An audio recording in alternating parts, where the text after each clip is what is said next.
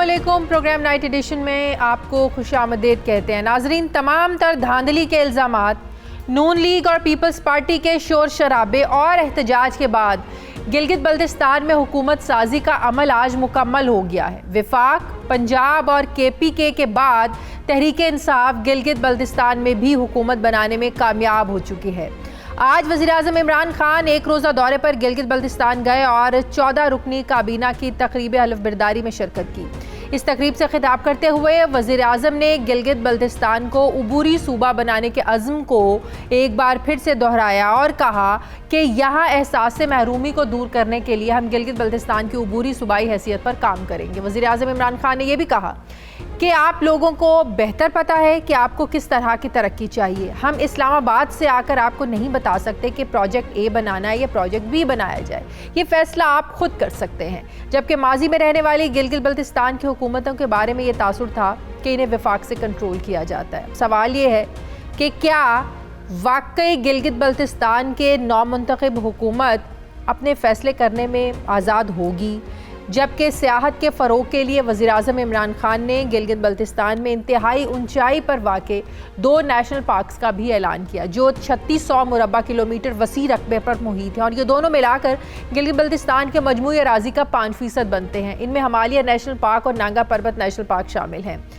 اس بات میں ناظرین کوئی شک نہیں ہے کہ سی پیک نے گلگت بلتستان کی اسٹریٹجک جو اہمیت ہے اس کو بڑھایا ہے, مزید بڑھایا ہے. اسی وجہ سے گلگت بلتستان بیرونی عناصر کی سازشوں کا مرکز بھی بن چکا ہے. نئی منتخب حکومت کے لیے بیرونی عناصر سے نمٹنا یہ کتنا بڑا چیلنج ہو سکتا ہے, جبکہ صحت اور تعلیم کے وسائل میں کمی گلگت بلتستان کے عوام کو بڑے مسئلوں میں سے ایک بڑا مسئلہ ہے.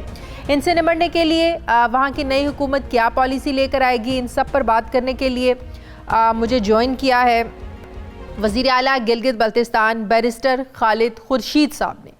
السلام علیکم. بہت بہت شکریہ خالد خورشید صاحب آپ کا. سب سے پہلے آپ کو مبارکباد وزیر اعلیٰ کا قلم دان سنبھالنے پر. بہت شکریہ آپ نے ہمیں جوائن کیا. خالد خورشید صاحب, سب سے پہلے میرا سوال جو میں پوچھنا چاہتی ہوں, جو کسی بھی حکومت سے پوچھا جاتا ہے جب کوئی حکومت الیکٹ ہوتی ہے, کہ آپ کی حکومت کی پہلی پریورٹی کیا ہے گلگت بلتستان کو لے کر؟ پہلی ترجیح آپ لوگوں کی کیا ہے؟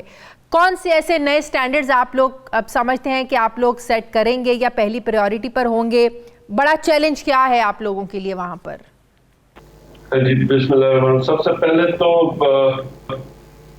ہم جو پہلا کام کریں گے انشاءاللہ تعالیٰ, وہ پی ایم صاحب نے بھی بتایا کہ پروویژنل پروونشل سیٹ اپ, اور یہ انشاءاللہ تعالیٰ یو این ریزولوشنز کے مطابق اور کشمیر کاز کو نقصان دیے بغیر یہ عبوری آئینی صوبہ گلگت بلتستان کو اس کا سیٹ اپ دیا جائے گا. اور یہ انشاءاللہ ہماری کوشش ہے کہ سب وفاق میں, نیشنل اسمبلی میں اور ادھر سب پارٹیز کو بھی انشاءاللہ کنسنسس میں لائیں گے, کوشش کریں گے, کیونکہ یہ گلگت بلتستان کا بڑا ایک پرانا مسئلہ ہے اور پچھلی تمام پارٹیز نے اس پہ کافی نعرے بھی بلند کیے, لوگوں کو دھوکے بھی دیے. تو اب یہ انشاءاللہ تعالیٰ پی ایم صاحب کا ایک یہ ویژن ہے, یہ یاد رکھیں کہ یہ آپ دیکھیں کہ انہوں نے ہر خطے میں جو ان کے جو پکے پرانے اور بنیادی مسائل تھے ان کو پی ایم صاحب حل کر رہے ہیں, اور اسی طرح گلگت بلتستان میں یہ جو عبوری آئینی صوبہ کا سیٹ اپ دے رہے ہیں, تو یہ بہت بڑا کام ہے. سب سے پہلے ہماری پہلی ترجیح ہوگی کہ یہ جو ہم کرنے جا رہے ہیں یہ بہتر طریقے سے, احسن طریقے سے ہو. اس کے بعد جو ہمارے کام ہوں گے وہ لیکن کیا آپ سمجھتے ہیں کہ گلگت بلتستان کو عبوری صوبہ بنانے سے وہاں کے جو عوام کا ایک احساس سے محرومی ہے ان کے اندر وہ ختم ہو جائے گا؟ نمبر 1. نمبر 2, یہ بڑی تنقید اس پر بھی ہوئی جب عبوری صوبہ بنانے کی بات بھی ہوئی کہ اس سے کشمیر کاز کو نقصان پہنچے گا. اپوزیشن نے بھی اس پر بہت زیادہ تنقید کی. تو وہاں کے عوام کی اس بارے میں کیا سوچ ہے؟ نہیں دیکھیں, یہی تو ہم نے انشاءاللہ تعالیٰ یو این ریزولوشنز کے مطابق اور کشمیر کاز کو نقصان دیے بغیر یہ کرنا. اور اپوزیشن اگر یہ کہہ رہی ہے تو آپ ان کے سپیچز بلاول بھٹو کے اور مریم نواز اور نواز شریف کی آپ اور پیپلز پارٹی کی جتنی لیڈرشپ ہے ان کی سپیچز اٹھا کے دیکھ لیں تو وہ اپنے دور میں تو بڑے دعوے کرتے ہیں کہ یہ ہم دیں گے اور یہ انشاءاللہ تعالیٰ ہم اس کو پاکستان میں شامل کریں گے، اور جب ان کا اپنا ٹائم آتا ہے، ٹینیور آتا ہے، تو وہ پھر کچھ الزام لگاتے ہیں کہ جی ہمیں نہیں کرنے دیا کچھ قوتوں نے. تو آج اگر کوئی ایک شخص جس کو اللہ نے موقع دیا پاکستان میں اور وہ یہ کرنے جا رہا ہے، تو وہ پھر کس چیز کا الزام لگا رہا ہے؟ اور اگر وہ اس سے نقصان ہونا ہے تو وہ خود انہوں نے دعوے کیوں کیے تھے اپنے دور میں؟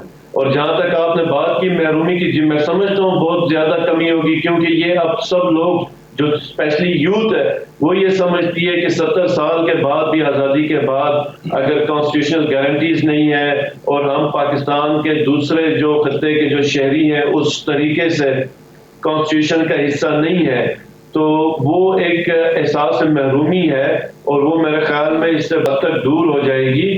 اور یہ بڑی بہتر اور میں سمجھتا ہوں خوش آئند بات ہے کہ انشاءاللہ تعالیٰ پی ایم صاحب نے اس کی کمٹمنٹ کر دی ہے. خورشید صاحب، ایک فیکٹر جس کو کرنے سے وہاں کے عوام کا احساس محرومی جو ہے وہ دور ہو سکتا ہے. اس کے علاوہ جی بی کے عوام کے کیا بڑے مسائل ہیں؟ تعلیم کو لے کر، صحت کو لے کر، اوورآل وہاں کی جو بنیادی سہولیات ہیں وہاں کے لیے، بجلی، گیس، پانی، کیا وہاں کے لوگوں کے بنیادی مسائل ہیں؟ آپ کسی بھی سیکٹر میں آپ اٹھا کے دیکھ لیں تو اس وقت صرف اور صرف چیلنجز ہیں. اور ہمارے جو سب سے پہلی چیز آپ یہ سمجھیں کہ جی بی کا ریونیو کوئی نہیں ہے. ہمارا اس وقت تقریباً 1 بلین کا ہمارا جو سیکریٹریٹ آف فائنانس ڈپارٹمنٹ ہے، اور جو ریونیو انہوں نے 1 بلین کے ٹارگیٹ سال کے سیٹ ہے، اور ہمیں نہیں پتا وہ بھی اچیو ہوں گے نہیں ہوں گے. اور ہمیں ملتا ہے جو وفاق سے جو ملتا ہے بجٹ، وہ گرانٹ ان ایڈ کی صورت میں، جس سے ہم اپنے ایکسپینڈیچر اور ڈیولپمنٹ اور ریگولر اور سارا اپنے اخراجات کرتی ہے گلگت بلتستان کی حکومت صوبے کی. اب ہمارے پاس اگر فائنانسز دیکھ لیں تو آپ کو اعداد و شمار میں بتاؤں گا تو مطلب یہ کسی کے بھی ہوش اڑانے کے لیے کافی ہوں گے. اور پھر آپ سیکٹرز اٹھا دیں، ہیلتھ سیکٹر آپ کے کئی مطلب 10 ڈسٹرکٹس ہیں تو اس میں سے میرے خیال میں 60% 70% آپ کے جو ڈسٹرکٹس ہیں اس میں آپ کا ڈی ایچ کیو ہاسپٹل رن نہیں ہے، اوٹیز نہیں ہے، گائنیکالوجسٹ نہیں ہے، سرجنز نہیں ہے. اور یہ ہمارا جو ایریا آپ سمجھیں کہ ہم اگر جی بی کے اندر آپ اگر کسی ڈسٹرکٹ کو کہیں تو یہ آپ سمجھیں کہ یہ 6 گھنٹے کا ٹریول ہے. آبادی بے شک کم ہے، یہ بہت اسکیٹرڈ پاپولیشن ہے. اور سینٹر جو ہیڈ کوارٹر میں اگر ڈی ایچ کے ہاسپٹل کی یہ حالت ہے تو آپ پیرافریز میں جائیں گے، ادھر ولیجز میں جائیں گے تو وہاں پہ تو زندگی میں کسی نے ڈاکٹر کی شکل نہیں دیکھی. ایل ایچ وی ڈایا کیا ہے، زچہ بچہ سینٹرز نہیں ہے، بچوں کی نیوٹریشن کے اوپر کام نہیں ہو رہا، اور فرسٹ ایڈ کی سہولتیں موجود نہیں ہیں. تو یہ ہیلتھ کی صورتحال ہے. ایجوکیشن میں اگر اول تو اسکول نہیں ہے، اسکول جہاں پر ہے وہاں پر انفراسٹرکچر کھڑا کیا گیا اور ٹیچرز کو ریگولر بجٹ میں نہیں لایا، مینس کہ ان کی بھرتیاں ہی نہیں ہوئی، اپوائنٹمنٹس نہیں ہوئی. صرف جو پچھلی گورنمنٹس کا میرے خیال میں انٹرسٹ تھا کہ کانٹریکٹس لیے جائیں، کک بیکس کھائے جائیں، ڈھانچے کھڑے کیے جائیں، اس کے بعد ان کو پرواہ ہی نہیں ہے کہ اسکول رن ہوتا نہیں ہوتا. فارسٹ 80s کا فارسٹ اٹھا کے دیکھ لیں گلگت بلتستان کا، یا 90s میں اس کی صورتحال، ایون 2000 کے شروع کا جو فرسٹ ڈیکیڈ ہے اس میں آپ فارسٹ کی صورتحال دیکھ لیں، اور آج کا جو فارسٹ ہمیں ملا ہے اس میں آپ دیکھ لیں کہ اس کی کیا مطلب آپ فوکسڈ ہیں، آپ کو پتا ہے کہ آپ لوگوں نے کیا کرنا ہے، کیونکہ آج پرائم منسٹر نے یہی بات کی وہاں پر کہ آپ لوگوں کو پتا ہے کہ وہاں کیا منصوبے بنانے ہیں، پروجیکٹ اے بنانا ہے، بی بنانا ہے. کوئی اسلام آباد سے آ کر آپ لوگوں کو نہیں بتائے گا کہ یہ مسئلہ ہے یا آپ لوگوں نے یہ کرنا ہے. لیکن میرا سوال جو سب جانتے ہیں کہ چاہے وہ پنجاب ہو، چاہے وہ کے پی ہو، ایک وزیر کو بھی بدلنا ہو، کوئی بھی پالیسی، خاص کر پنجاب کو لے کر کہ پنجاب کو تو رن ہی وہاں اسلام آباد سے کیا جا رہا ہے. کوئی تاثر نہیں ہے. سب جانتے ہیں کہ جب بھی وزیر اعظم صاحب لاہور کا دورہ کرتے ہیں تبدیلیاں ہوتی ہیں تو سب کو پتہ چلتا ہے کہ کس کے کہنے پر کیا تبدیلیاں ہو رہی ہیں. تو جو وزیر اعظم نے آج یہ بات کی کہ آپ لوگوں کو پتہ ہے کہ آپ نے کیا کرنا ہے، تو کیا اتنے انڈیپینڈنٹ، اتنی کیپیسٹی ہے کہ اسلام آباد سے پوچھے بغیر آپ لوگ جو ہے نا وہ بالکل آزاد ہو کر اپنے فیصلے کر سکیں؟ جی اب ایک چیز آپ کو سمجھنے کی ضرورت ہے کہ میں سمجھتا ہوں پی ٹی آئی کے ایک ورکر اور کارکن کی حیثیت سے جو میں سمجھتا ہوں کہ پی ایم صاحب سی ایم پنجاب کے بالکل پیچھے کھڑے ہیں اور ہر چیز میں وہ تعاون کر رہے ہیں. اور کسی بھی چیف منسٹر کے لیے یہ بڑی خوشائند بات ہے کہ جب اس کا پرائم منسٹر اس کے ساتھ کام کر رہا ہے تو اس کو آپ دوسرے اینگل میں یہ نہ دیکھیں کہ ہر چیز ڈکٹیشن دی جا رہی ہے، بلکہ یہ دیکھیں کہ ایک ٹیم کے طور پہ کام کیا جا رہا ہے. اور ہم خود بھی ایکسپیکٹ کر رہے ہیں. اس دفعہ پی ایم صاحب سے ابھی جو ہمارا وزٹ ہوا تو میری جو بات چیت ہوئی تو میں پہلے دن ہی میں نے سیکرٹری سے ساری بریفنگ دی، اور ہمیں کافی ایشوز کا پہلے بھی پتا ہے کیونکہ اسی ایریا میں پولیٹیکل اب 10-15 سال ایکٹیویٹیز رہی ہیں، جانتے ہیں حالات کو. پھر سیکرٹریز کے ساتھ بریفنگ رہی، موٹے موٹے طور پہ تمام ڈپارٹمنٹس کو سمجھا.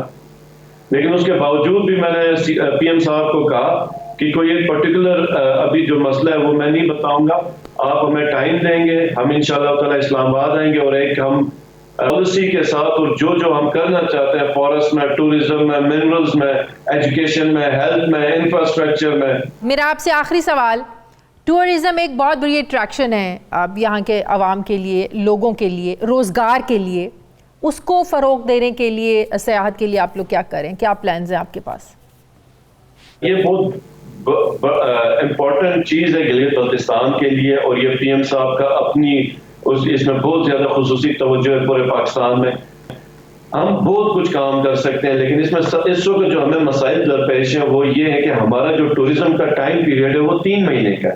ہم کوشش کریں گے کہ یہ 12 مہینے تک چلا جائے تاکہ لوگ اس میں انویسٹمنٹس کریں بغیر ڈر خوف کے، کیونکہ ابھی 3 مہینے کے جو سیزن ہے ٹورزم کا اس میں لوگ انویسٹمنٹ کرتے ہیں تو اگلے 8-10 مہینے میں وہ جتنے بھی ایکسپینسز اوور ہیڈز ہیں، سیلریز ہیں یا رینٹل جو ان کے ایکسپینسز ہیں، وہ سب اپنے جیب سے پے کرتے ہیں، ایٹ دا اینڈ وہ لاس میں جاتے ہیں. تو ہم نے ایک تو ٹورزم کا جو سیزن ہے وہ ایکسپینڈ کرنا ہے، پھر اس کے لیے ہم ونٹر ٹورزم ہے، اسکیئنگ کا کانسیپٹ ہے، پھر آٹم ہے ہمارا اتنی بہترین جگہ، راک کلائمبنگ ہے. تو اور پھر ہمارے اللہ کے فضل سے گلگت بلتستان میں تو اسپاٹس آئیڈینٹیفائی کرنے کی ضرورت نہیں ہے، لیکن پھر بھی ہم جو کوشش کریں گے 10 سے 15 ایریاز جو نالے ہیں یا جو ویلیز ہیں ان کو ہم ڈیولپ کریں گے، انفراسٹرکچر دیں گے، پاور ادھر سپلائی کریں گے انشاءاللہ تعالیٰ. تو وہ پھر اسی حساب سے ڈیولپمنٹ بھی ہو جائے گی، اور کچھ جہاں پہ نئے روٹس بنانے ہیں وہ روٹس بنائیں گے، اور پرائیویٹ سیکٹر کو پھر انکریج کریں گے، ان کو انسینٹیوز دیں گے کہ وہ آئیں یہاں پر انویسٹمنٹ کریں. اور انشاءاللہ تعالیٰ اس میں ایک ہمارا جو پلان ہے جو ہم پی ایم صاحب سے بات کریں گے کہ انٹرنیشنل ایئرپورٹ کا، سکردو کا ایئرپورٹ ہے جس میں ہمیں اتنی بڑی کو میرے خیال میں کوشش کی ضرورت نہیں ہوگی، آلریڈی بہت بڑا ایئرپورٹ ہے، یہ انٹرنیشنل ایئرپورٹ بن سکتا ہے. تو ٹورسٹ جو ہے باہر سے بھی ڈائریکٹ فلائٹس پہ آ سکتا ہے، پاکستان سے بھی کہیں سے بھی فلائٹ پہ وہ آ سکتا ہے، اور گلگت کے اندر بھی اس طرح کا ایئرپورٹ ہو کہ فلائٹ آل ویدر ہو اور عام جو پرائیویٹ جیٹس ہیں وہ بھی آ سکیں. تو ٹورسٹ کے لیے یہ جو ڈیسٹینیشن ہوں گی 1 گھنٹے کے ٹریول میں، ورنہ سب سے بڑا مسئلہ یہ ہوتا ہے کہ یہ 16 گھنٹے کا جو ٹریول ہوتا ہے تو وہ ایک بھی رکاوٹ ہوتی ہے لوگوں کو ایک بڑا پلان کرنے کے لیے، کیونکہ بعض کو چھٹیوں پہ 4 دن 5 دن کا ٹریول ہو. تو یہ بھی ہمارے ٹورزم پہ بڑا مطلب افیکٹ کرے گا انشاءاللہ تعالیٰ. ہوپ فلی اگر یہ انٹرنیشنل ہمارے ایئرپورٹس آ جاتے ہیں اور ایک ایئرپورٹ اگر ایکسٹرا ہمیں گلگت میں بن جاتا ہے یا یہی جو ایگزسٹنگ ہے یہ ایکسپینڈ ہو جاتا ہے، اور جو ہم اسپاٹس آئیڈینٹیفائی کریں. Wish you very best of luck barrister Khalid Khurshid صاحب، thank you very much program join کرنے کے لیے. وزیر اعلیٰ گلگت بلتستان ہمارے ساتھ تھے. ناظرین پروگرام میں مجھے ایک بریک لینی ہے، واپس آتے ہیں چھوٹے سے وقفے کے بعد.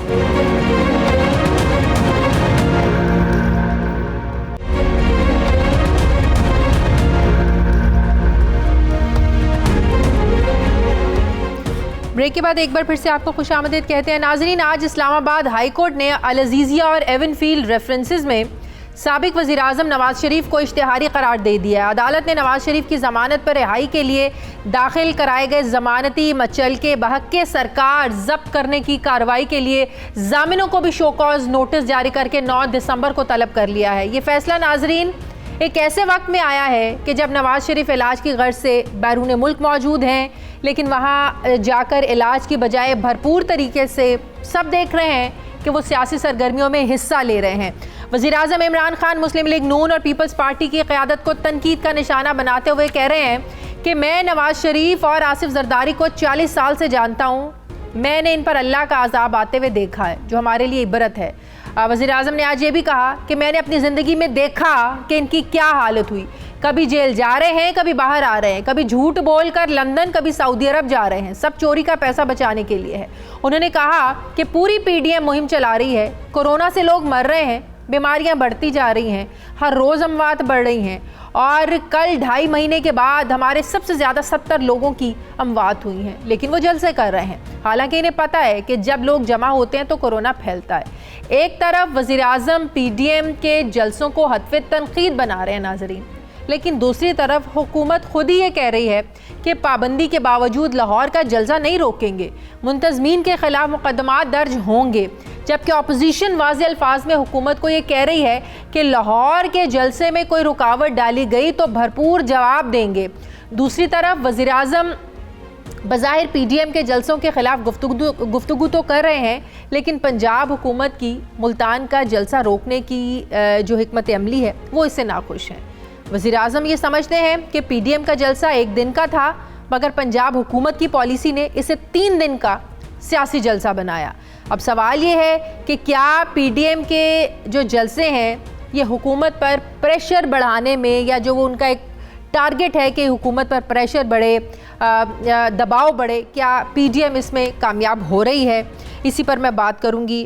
مجھے وفاقی وزیر برائے انسداد منشیات اعظم سواتی صاحب نے جوائن کیا. السلام علیکم, بہت بہت شکریہ اعظم سواتی صاحب. اعظم سواتی صاحب, آپ کی منسٹری سے ریلیٹڈ بھی کچھ سوالات مجھے کرنے ہیں, لیکن اس سے پہلے پی ڈی ایم کے جلسے کو لے کر جو ایک سیاسی ماحول بنا ہوا ہے, ملتان کے جلسے سے پہلے جس طریقے سے پنجاب حکومت نے ریئیکٹ کیا, کشیدگی بھی دیکھنے میں آئی, جس طریقے سے روکنے کی کوشش کی گئی, بعد میں اجازت دی گئی. اب 13 دسمبر کے جلسے کے لیے پی ڈی ایم اپوزیشن پر عزم ہے. وہ تو سمجھتے ہیں کہ ہمارے ڈنڈے کا زور سے جو ہے نا آپ لوگ ڈر گئے ہیں, حکومت ڈر گئی ہے. وہ کہہ رہے ہیں کہ 13 دسمبر سے پہلے بہتر ہے کہ لاہور کے جلسے سے پہلے ہی آپ لوگ استعفیٰ دیں, گھر جائیں, نہیں تو جو 13 دسمبر کو ہونے والا ہے آپ لوگ چلے ہی جائیں گے. کیا اسٹریٹجی اس بار کی بنائیں گے آپ لوگ؟ دیکھیں, ملتان کے جلسے میں جو ہماری حکومت کی حکمت عملی تھی وہ بالکل غلط تھی. میں نے بذات خود جو ہے 2-3 دن پہلے اس سے یہ کہا تھا, آپ کے پروگرام میں بھی اور دوسرے پروگراموں کے اندر بھی, کہ بالکل جو ہے جتنی بھی 11 نوسر باز ہیں یہ غلطی کر رہے ہیں, لوگوں کی جانوں سے کھیل رہے ہیں. صحت کا اس وقت مسئلہ جو ہے وبا کا بہت زیادہ بڑھ چکا ہے. آج دیکھ لیں کہ 70 سے زیادہ جو ہے قیمتی جانیں وہ اس دنیا سے چلی گئی ہیں, اللہ تعالیٰ ان کی مغفرت کرے. لیکن اگر ان کو خود شرم نہیں ہے, ان کو خود حیا نہیں ہے, ان کو خود انسانوں کی جانوں کا خیال نہیں ہے, تو پھر میرا خیال ہے کہ حکومت کو مزاحمت نہیں کرنی چاہیے. ان کے ڈنڈے کا زور سب کا ہم نے دیکھا ہوا ہے. اس سے بڑے بڑے جلسے جو ہے ہم نے کرائے ہیں. انشاءاللہ تعالیٰ جو ہے ان کے غبارے میں جو ہوا ہے وہ خود بخود نکل جائے گی. میرا یہ خیال ہے کہ اگر حکومت, ظاہر ہے کہ حکومت کی آنے والے دنوں کے اندر حکمت عملی سامنے آئے گی, اور اس کا سارا جو کام ہے یا مرکز ہے وہ ہے پنجاب کی حکومت, تو پنجاب کی حکومت ہی اس کی حکمت عملی بنائے گی. لیکن اگر میری آواز وہ سننا چاہتے ہیں اور آپ کے اس پروگرام کو دیکھ کے جو ہے, تو میں یہ کہوں گا کہ ان کو بالکل آزادی سے جو ہے جلسہ کرنے دیں. اس کے اندر ایک کام تو یہ ہوگا کہ وہ قانون کی خلاف ورزی کریں گے. قانون ان کو قانونی طور پہ اجازت دے جلسہ کرنے کی, لیکن ان کو روکے نہیں زبردستی. اس لیے کہ اگر وہ قانون کی پاسداری نہیں کرتے اور جلسہ کرتے ہیں, اس کا مطلب یہ ہے کہ صرف چوری کا مال بچانے کے لیے جو ہے وہ جلسہ کر رہے ہیں. لوگوں کی جانوں سے, عوام سے ان کا کوئی دور کا واسطہ بھی نہیں ہے. اور دوسری بات میں حکومت کو یہ کہہ رہا ہوں, پنجاب کی حکومت کو, کہ میرا خیال ہے کہ مزاحمت نہ کریں, اس لیے کہ کسی لاش کی تلاش کے اندر ہے. کہہ رہے ہیں اعظم سواتی صاحب, یہ جو آپ کہہ رہے ہیں مزاحمت نہ کریں, آزادی سے جلسہ کرنے دیں, اسی بات پر تو مولانا کہہ رہے ہیں کہ یہ ڈنڈے کا ہی کمال تھا کہ ملتان میں بھی جلسہ کر لیا اور اب بھی آپ روک کے دکھائیں. یہ 11 جماعتوں کا جو اتحاد ہے اسی سے حکومت ڈر گئی ہے. مولانا صاحب کے ساتھ تو میں 9 سال رہا ہوں, دیکھا ہے مجھے کہ ڈرنے والا ہوں. اور دوسری بات یہ کہ عمران خان جو ہے خدا تعالیٰ کے فضل سی پلائی دیوار کی طرح کھڑا ہے, اس لیے کہ حق اور صداقت کی بات کرتا ہے, سچائی اور دیانتداری کی بات کرتا ہے. اس لیے ڈر اس کی زندگی کا حصہ نہیں ہے. اور نہ میرے جو دوسرے رفیق ہیں, کیبنٹ کے ممبر ہیں یا ہماری سیاسی کے کابرین ہیں, کم از کم ڈر ہماری زندگی کا حصہ نہیں ہے. یہ سارے ملاحظ جو ہے ہم طے کر کے آئے ہیں. اس لیے یہ وہ خاطر جمع کریں, ڈرنے والے نہیں ہیں. لیکن انشاءاللہ تعالیٰ حکومت آپ کو لاش پرووائڈ نہیں کرے گی اور آپ کو خدا تعالیٰ رسوا کرے گا, جس طریقے سے پہلے رسوا ہوئے ہیں. اس لیے کہ عوام کی زندگی سے ایسا نہ کھیلنا. ہو جائے اعظم سواتی صاحب ایک طرف سے جانے بچاتے بچاتے دوسری طرف کرونا کی وجہ سے زیادہ نقصان اٹھانا پڑ جائے حکومت کو. بی بی میں بالکل جو آپ کی بات کو سمجھ رہا ہوں, میں یہ کہہ رہا ہوں, لیکن آپ ایک ہی بات میں دو باتیں کرتی ہیں. پہلی بات تو یہ ہے کہ ہم یہ کہہ رہے ہیں کہ انسانوں کی جانوں سے جو ہے نہ کھیلیں. آج 70 سے زیادہ قیمتی جانیں اس دنیا سے چلی گئی. میں نے اس لیے کہا اللہ تعالیٰ ان کی مغفرت کرے. اگر ان کو یہ خیال نہیں ہے کہ اس وقت اسپتالیں جو ہیں تقریباً جو ہے بھرنے کے قریب ہیں, غریب لوگ ہیں اکثریت, ان کے پاس پرائیویٹ ہاسپٹل میں جانے کا کوئی انتظام نہ مالی طور پہ اور نہ حکومت کے پاس ایسا انتظام ہے کہ وہ سرکاری اسپتالوں کے علاوہ جو ہے پرائیویٹ ہسپتالوں میں ان کی جان و مال کی حفاظت کریں. اس لیے یہ انتہائی, اگر یو کے کی حکومت نے اس وبا کے سامنے اپنے گھٹنے ٹیک دیے, امریکہ کی حکومت جو ہے اس کے اندر جو ہے گھٹنے اپنے ٹیک دیے, تو میرا خیال ہے پاکستان کی صحت کو جن لوگوں نے 40 سال تک اس ملک میں حکومت کی ہے, انہوں نے صحت میں انویسٹ نہیں کیا, اور انویسٹ کیا تو چوری کیا ہے. صحیح. جس کی وجہ سے ہمارا جو انفراسٹرکچر ہے صحت کا, ہمارے جو ہے ہیلتھ ورکر جو ہے وہ ہاتھ جوڑ کے جو ہے کہہ رہے ہیں, اور میں ہاتھ جوڑ کے کہہ رہا ہوں کہ جلسے اگر کرنے ہیں تو مہینہ 2 مہینے کے بعد کر لیں, اس وبا سے نبٹ لیں. ڈار صاحب نے جو بی بی سی کو انٹرویو دیا, آپ لوگوں کا ایک جو بیانیہ ہے کرپشن کو لے کر, اپوزیشن کو لے کر, آپ سمجھتے ہیں کہ اس انٹرویو کے بعد جو باتیں آج وزیر اعظم نے بھی کی کہ وہ بکھلائے ہوئے نظر آ رہے تھے, ان کی شکل دیکھیں صاف لگ رہا تھا کہ چوری بچانے کے لیے جو باہر بھاگے ہوئے ہیں, آپ سمجھتے ہیں کہ اس انٹرویو کے بعد زیادہ آپ لوگوں کے بیانیے کو تقویت مل رہی ہے؟ بی بی میں تو یہ کہہ رہا ہوں, دیکھیں اس میں کوئی حرج نہیں ہے کہ اگر آپ کے پاس دنیا کے کسی ملک میں پراپرٹی ہے, میرے پاس یو ایس اے میں کئی پراپرٹیز ہیں, 3 میری دبئی کے اندر پراپرٹیز ہیں, اگی میں پراپرٹی ہے, وسیع پراپرٹی, وسیع ترین پراپرٹی ہے, مانسرا میں ہے, ایبٹ آباد میں ہے, اسلام آباد میں ہے. اگر آپ کا حلال کا مال ہے اور آپ ٹریس کر سکتے ہیں کہ کہاں سے یہ پیسہ آیا اور کہاں خرچ گیا, تو آپ کو کس بات کا غم جی؟ صحیح.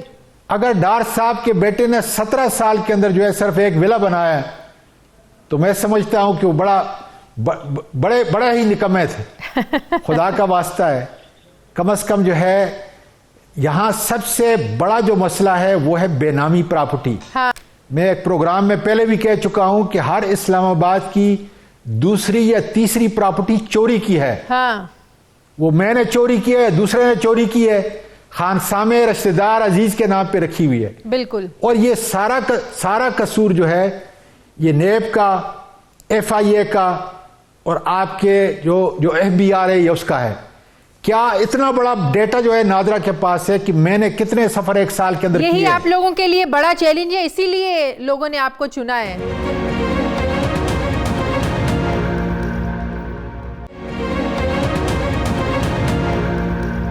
اعظم سواتی صاحب, آپ کی منسٹری سے ریلیٹڈ مجھے کچھ سوال کرنے ہیں. اعظم سواتی صاحب, آپ نے ایک انٹرویو میں کہا کہ ہمارے ملک میں جو منشیات کا استعمال ہے یہ بہت زیادہ بڑھ گیا ہے, لڑکوں کی نسبت لڑکیاں زیادہ ڈرگس کا استعمال کر رہی ہیں, اور خاص طور پر کراچی اس حوالے سے بہت زیادہ خطرناک ہے, اور ملک میں ہر قسم کی جو ڈرگز ہیں وہ 90% سے زیادہ جو ہیں وہ بارڈر پار افغانستان سے آ رہی ہیں. تو میرا سوال یہ ہے کہ اتنی انفارمیشن ہونے کے بعد کیا کر رہے ہیں آپ لوگ اس کی روک تھام کے لیے, اور آپ لوگ کی ڈرگ پالیسی ہے کیا؟ دیکھیں بی بی, پہلے تو جو آخری سوال تھا وہ پہلے میں کر دوں تاکہ لوگوں کو جو ہے آپ کے سارے چاہنے والے سننے والے جو ہیں اس کو, ڈرگ پالیسی 2019 کے اندر موجودہ حکومت جو ہے وہ لے کے آ چکی ہے. صحیح. اس کے خد و خال جو ہیں بالکل واضح ہیں. پہلا اس کا یہ ہے کہ ہم نے ڈیمانڈ کو ریڈیوس کرنا ہے, ہم نے سپلائی کو ریڈیوس کرنا ہے, اور تیسرا ہے کہ انٹرنیشنل کوپریشن جو ہے وہ ہم نے حاصل کرنی ہے.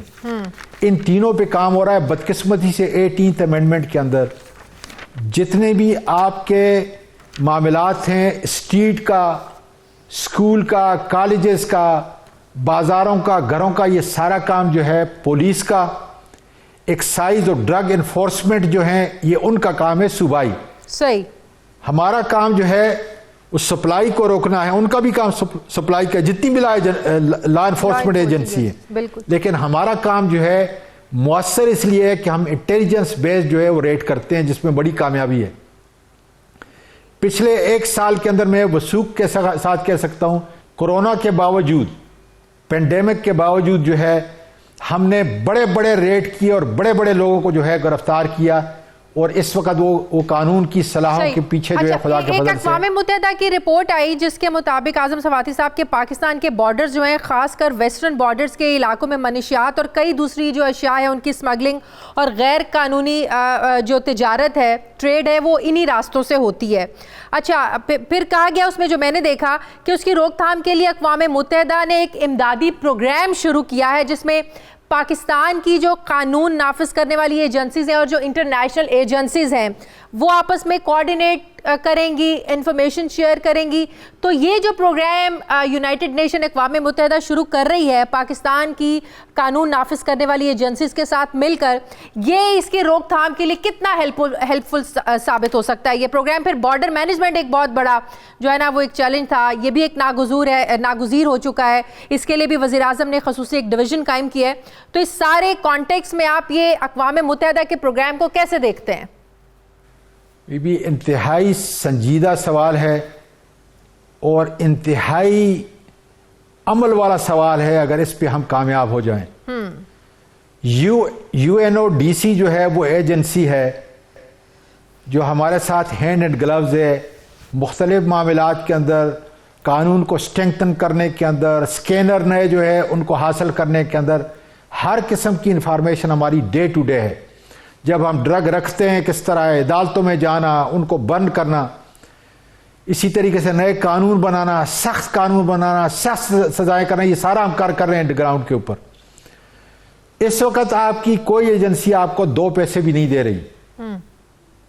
मैं फिर रिपीट करता हूं, जो अरबों डॉलर जो मिलियनों डॉलर जो है पहले हमें इमदाद के तौर पे आता था ताकि ये ड्रग्स बाहर दुनिया के अंदर न चली जाए, इसलिए कि इसकी सरहदें कोई मुतय्यन नहीं है। हाँ। पेंडेमिक की तरह जो है इसकी जुरिडिक्शन सारी दुनिया है और सारी दुनिया को जो है कम से कम पाकिस्तान का एतमाद इस पे होना चाहिए, खासकर हमारी ANF का। हाँ। कि कितनी बड़ी ड्रग जो है कम से कम हमने 1 साल के अंदर जो है पकड़ी है, उसका अंदाजा नहीं कर सकते, इसलिए कि ये ड्रग्स बाहर जा रही थी। हम एयरपोर्ट में बैठे हैं, लेकिन आप जो बता रही हैं वो संगीन इसलिए मगरबी सरहद है। हाँ। कि 2400 मील है, 2400 मील, और इस पूरे बलोचिस्तान जो 46% पाकिस्तान का हिस्सा है, हमारे सिर्फ 492 जो है ANF के लोग हैं। बॉर्डर के ऊपर जो है वो लेवीज है, बॉर्डर के ऊपर जो है फ्रंटियर कांस्टेबलरी है, और बॉर्डर के ऊपर जो है वो पुलिस है।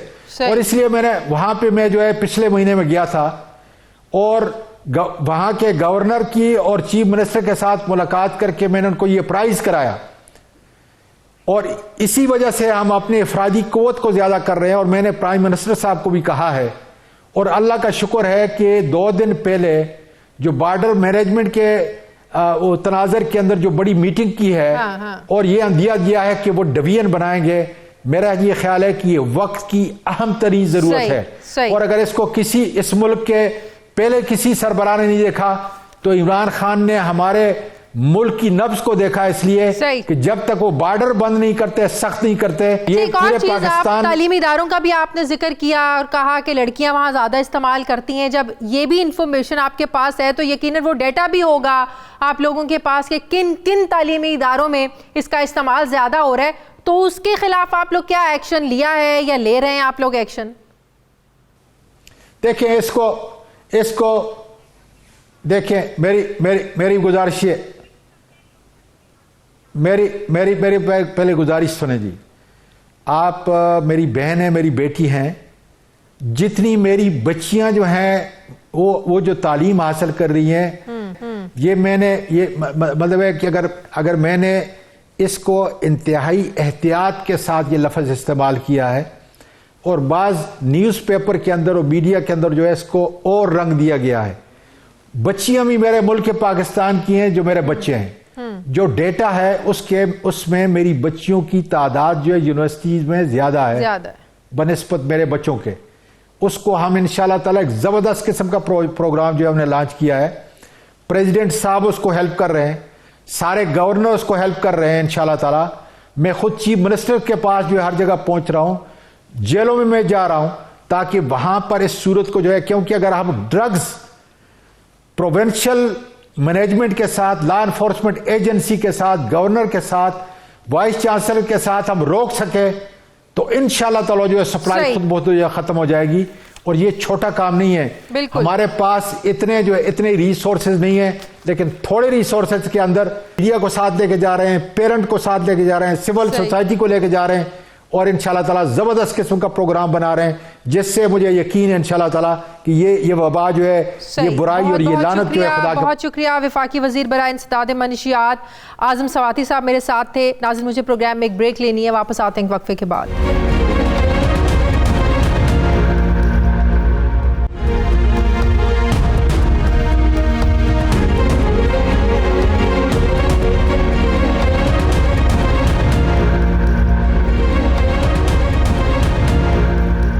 ब्रेक के बाद एक बार फिर से आपको खुशामदीद कहते हैं। नाजरीन, ईरानी एटमी साइंसदान मोहसिन फ़खरीज़ादा की हलाकत के बाद से मशरिक़ वुस्ता में लग रहा है कशीदगी किसी भी वक्त बढ़ सकती है।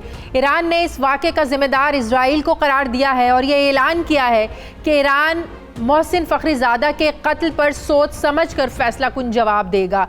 जबकि अब ईरान की पार्लियामेंट ने एक ऐसे कानून की मंजूरी दे दी है जिसके तहत अक़वाम मुत्तहिदा के मुआयनाकारों को मुल्क के जौहरी तनसीबात के दौरे की इजाज़त नहीं होगी। इस बिल के तहत ईरान यूरेनियम की अफजूदगी भी 20% तक बढ़ा देगा, जो अभी भी जौहरी हथियारों के लिए दरकार हद से तो नीचे है, लेकिन तवानाई के शोबों के लिए दरकार ज़रूरत से कहीं ज़्यादा है। लेकिन इस बिल के मुताबिक ईरान ऐसा सिर्फ तब करेगा जब एक माह में जौहरी मुआहदे 2015 के दस्तखत कुनिंदा मुमालिक ईरान से मुतालिक तेल और बैंकिंग पर आयद पाबंदियों में नरमी नहीं करते। अगर नरमी कर दी जाती है तो ईरान भी इस मुआहदे की पासदारी करेगा। 2015 में ओबामा इंतज़ामिया की जानिब से किए जाने वाले इस मुआहदे से अमरीका ने 2018 में दस्तबरदारी का ऐलान किया था और ईरान पर मज़ीद मुआशी पाबंदियाँ लगा दी थी। जबकि इस मुआहदे के दीगर आलमी फ़रीक़ैन, जिनमें बरतानिया, जर्मनी, फ्रांस, रशिया और चाइना शामिल हैं, उन्होंने ईरान से मुआहदा जारी रखने का ऐलान किया था। अहम सवाल ये है कि अब ये ममालिक मिलकर ईरान से मुतालिक तेल और बैंकिंग पर जो आयद पाबंदियां हैं उसमें नरमी करवाने में कामयाब हो पाएंगे। जबकि खित्ते में ईरान पर दबाव भी बढ़ता हुआ नजर आ रहा है। ईरान को अब एक साथ 3 हरीफों सऊदी अरब, इजराइल और अमेरिका का सामना है। सऊदी अरब और इजराइल के दरमियान बर्फ पिघलती नजर आ रही है। ये भी खबरें हैं कि सऊदी अरब ने इजरायली तैयारों को अपनी फ़ज़ाई हुदूद इस्तेमाल करने की भी इजाज़त दी है, जबकि ट्रंप तो पहले ही ईरान पर हमले से मुतालिक मुशावरत कर चुके हैं। एक ही वक्त में 3 बड़ी क़ुव्वतों से मुकाबला करना यकीनन ईरान के लिए काफ़ी मुश्किल है, और अगर मशरिक़ वुस्ता में ऐसी कोई नई कशीदगी जन्म लेती है तो इसके असरात यकीनन पाकिस्तान पर भी पहुंचेंगे। पाकिस्तान का बचना नामुमकिन होगा इसके असरात से। ऐसी सूरत हाल में फिर अहम सवाल यह है कि पाकिस्तान कहाँ खड़ा होगा। दूसरी तरफ OIC में मसला कश्मीर से मुतालिक करारदाद मंजूर होने पर भारत पर एक बार फिर से दबाव बढ़ा है, लेकिन क्या करारदादों की मंजूरी ही सिर्फ काफ़ी है? मैं बात करूंगी, मुझे ज्वाइन किया है साबिक वज़ीर ख़ारजा खुर्शीद महमूद क़सूरी साहब ने। अस्सलाम वालेकुम, बहुत बहुत शुक्रिया क़सूरी साहब आपका। क़सूरी साहब, बड़े अरसे से बात हो रही थी कि अमेरिका, इजराइल और सऊदी अरब ईरान की जौहरी तनसीबात को निशाना बनाना चाहते हैं और वो नहीं चाहते कि ईरान एक एटमी मुल्क बन जाए। और अब ये रिसेंटली वाक़या हुआ है ईरानी एटमी साइंसदान को कत्ल करने का, यकीनन ईरान के एटमी प्रोग्राम पर एक बड़ी कारी ज़रब लगी है, एक चोट लगी है।